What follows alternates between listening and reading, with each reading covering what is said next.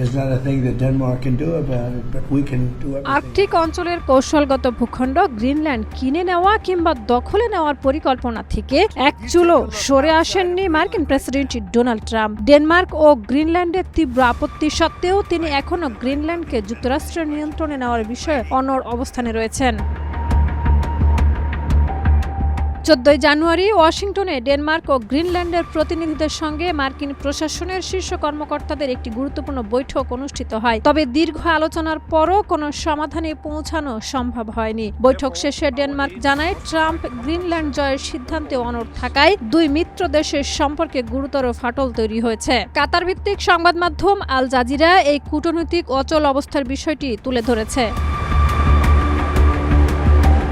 বৈঠকে ডেনমার্কের পররাষ্ট্রমন্ত্রী লার্স লোকে রাসমুসেন ও গ্রিনল্যান্ডের পররাষ্ট্রমন্ত্রী ভিভিয়ান মর্টসফেল্ড, মার্কিন পররাষ্ট্রমন্ত্রী মার্কো রুবিও এবং ভাইস প্রেসিডেন্ট জেডি ভ্যান্সের সঙ্গে আলোচনা করেন। উত্তেজনা প্রশমনের উদ্দেশ্যে বৈঠকটি অনুষ্ঠিত হলেও বাস্তবে কোনো অগ্রগতি হয়নি।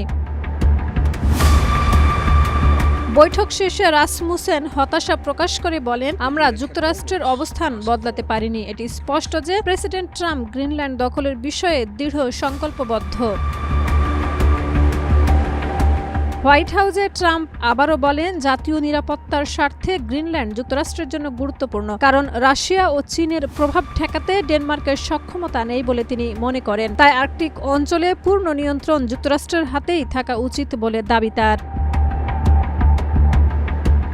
অন্যদিকে গ্রিনল্যান্ডের পররাষ্ট্রমন্ত্রী ভিভিয়ান মর্টসফেল্ড জানান, সহযোগিতা সম্ভব হলেও গ্রিনল্যান্ড বিক্রি নয়। জরিপে মাত্র 6% মানুষ যুক্তরাষ্ট্রের অংশ হতে চায়। মালিকানা হস্তান্তর ছাড়া কোনো প্রস্তাবে ট্রাম্প রাজি না হওয়ায় সংকট আরও গভীর হয়েছে।